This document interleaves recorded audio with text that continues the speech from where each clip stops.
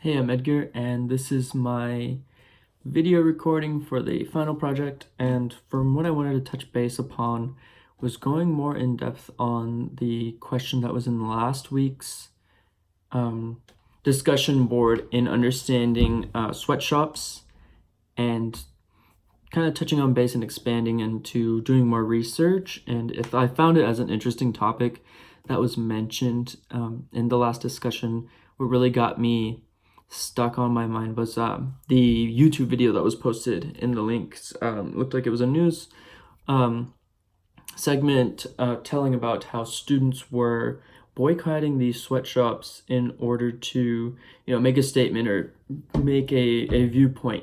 So I just wanted to make sure that I did the correct research in order to, educate you guys as well as educate myself in understanding if sweatshops are necessarily a bad thing or a good thing. And there's obviously two takes on there. But I'll go ahead and go more in depth within there. And the term sweatshop was officially or eventually coined in around the 1850s or so, in which explains the working conditions and how workers were working long hours with low wages and in really poor conditions. They were in these beat up buildings that were just being almost ready to be torn apart. While looking more into in depth on what sweatshops really are, you can tell that a lot of these major companies and corporations are using these sweatshops in order to create a lower labor cost as well as being able to generate more of a profit within it.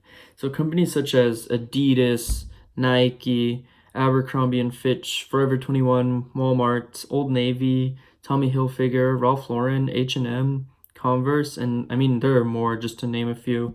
They've been manufactured in sweatshops in order to make a viable profit with that, because going more into it, it costs a lot of money to be able to produce something here in North America or in a country where the economy is more thriving, just because the labor and the wages are going to be a lot higher.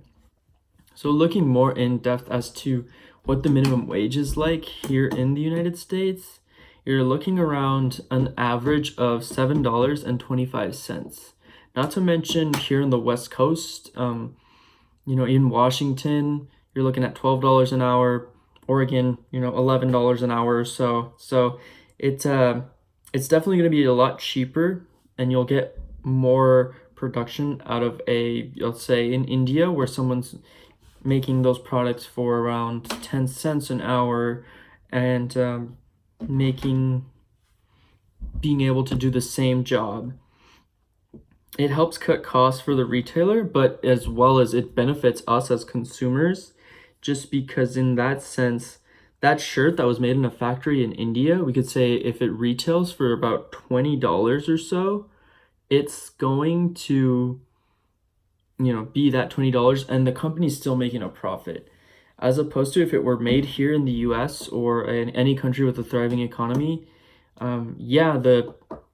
it's going to be the same quality, the same shirt, but then again, that same shirt costs a lot more to make due to those labor wages. So it's going to end up being, instead of $20, a $40 shirt, or, even a $60 shirt, just to be able to make the same profit as if it were manufactured in India. And I think going into consideration, I think we need to view the sweatshop point of view as an employee through empathy and really putting ourselves in the employee's shoes just to understand the circumstances of what they go through. So, and economists view the sweatshops as more of an exchange perspective, which in both workers gain voluntarily to enter in within that labor contract. So with that being said, no matter how low you think the wages are, you don't really know unless you live within that area or that specific country.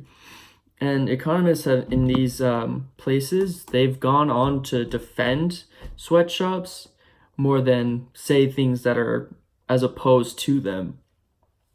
I mean, economists, have gone into great lengths and saying that the opinion is either you believe in labor demand curves are downward sloping or you don't. obviously looking into it from an economic standpoint, your supply and demand chain is obviously the more demand you get, the higher the supply. So big companies like that have to be thriving. Otherwise, they wouldn't even be outsourcing in these different countries. I mean, not all economists are even on board with that being said, but most are. It seems that in sweatshops in these third world countries are more accepted because it creates more job opportunities for this, as well as helping the economy grow through the outsourcing and creating more connections within it. If Nike wants to build a sweatshop, or as you could say, in India, you're also creating a global movement and globalization into basically the topics we've touched on in global communications, and people see it more as a starting point. I mean, a prime example of this creating opportunities is more through China, which is with these low-skilled workers that were working on the countryside, end up taking these sweatshop jobs and moving more in towards the city. It's benefited them substantially. I mean, looking into it, the urbanization of China has led to rapid industrial growth, and with that industrial growth, you're looking between 1981 and 2010, you're looking at 160 million Chinese citizens that immigrated from the coastal cities of the countryside into the bigger cities, Xi'an, Beijing, just to name a few of them. With that, it was recorded as one of the largest internal migrations in history because of sweatshops and the demand of the job, as well as people see it more as a stepping stone to get into the city life as well. Even though work along China's coastal cities, it's rough, you're still making a better wage working in these sweatshops as opposed to doing farming work along the countryside. And the numbers do speak for themselves, because at one point as we mentioned before, in 1981, China's extreme poverty rate was at 84%. And then a study shows that in 2010, that extreme poverty rate has dropped down to even 12% now in China. And India's been doing the same thing, but to a lesser extent. They've experienced a similar decline in the extreme poverty rate, especially in the 1990s, due to their focus on industrialization. So companies have started to take people a lot of times going through the controversy of saying, sweatshops aren't safe, and these employees aren't well protected, and looking more into doing research on kind of debating within that. A lot of companies have started to take safety into consideration, especially these bigger corporations. Employers now have the obligation to be able to protect these employees from hazards and evaluate the workers' health, even in moments such as tragedy. As a big news article that I went into was the 8-story building that collapsed over in Bangladesh, and the building housed about 5 or so garment factories. So the collapse killed at least 1,134 workers, and 2,500 were injured. And I mean, limbs even needed to be amputated because of the poor working conditions. But while this is a sad moment for this, the people of Bangladesh and just overall worldwide, the companies that funded those buildings, or that funded those employees, were able to get $30 million in compensation for the victims. So a lot of people say, oh, these big corporations don't really care for its workers.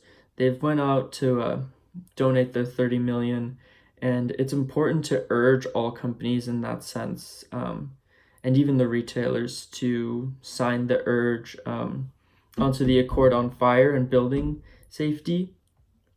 That way, if any catastrophes do happen, corporate social responsibilities these days are going to be the programs to be able to help promote voluntary and unforeseeable safety labor right into the commitment of being able to keep the vital compliance. So within that, making sure that everyone's being protected and not just seen as a number in that sense, but they really do try to take care of their employees. And this is something that just been happened in recent years, honestly. And going through on taking your stance as into sweatshop as to why they're good, why they're bad. Obviously, it's all a matter of opinion on what stance you choose. But if you do tend to look away from the sweatshops, some companies like to promote even using older clothes instead of being completely away from them. A lot of these companies that are all making their products in-house are going to be American Apparel, Roots, Canada Goose, Eddie Bauer, New Balance, and Tom's. They're all creating everything within the factory of where they work. And it helps create more campaigns as to, there's one called Unite, which is imprinted on clothing showing that they've been made in Unite Here, which is a labor nation in North America. Their employees are provided a fair amount of pay, reasonable work hours, and even a food service to where they're at. And so it's a tough debate. A lot of it, I think, from my point of view, is being able to put yourself through the worker's shoes and view it as a point of empathy as to, hey, obviously it's a low paying job, but see it more as a stepping stone as to create more opportunities and be able to vast yourself and expand your horizons as to being able to just get out of that place, as well as being able to expand into new territories. Obviously it's going to be more younger people working there, that are going to school, need a job to support their family, as well as just being a lot safer environment, as opposed to where these third world countries are even going as to extreme lengths as to going into prostitution or being even vendors on the streets. This is going to be a much more productive and yet better paying job as to going into any of those fields, as well as it's legal. So it's all between your standpoint, your point of view on what you think. Definitely leave a comment here in the discussion board, and I'll read that and hopefully be able to comment back, and get a good conversation as to why you're for it or why you're opposed to it. Thanks.